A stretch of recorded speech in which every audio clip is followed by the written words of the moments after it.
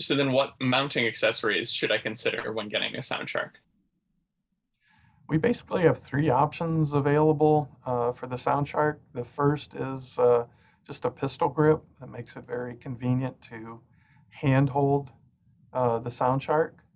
The second option that we have is just a miniature ball head that lets you adjust the angle and rotation of the Sound Shark very easily with just a single locking uh, feature. And then the last option that we have is a mounting bracket that lets you mount the Sound Shark to the top of a light stand and adjust the angle and rotation again very easily.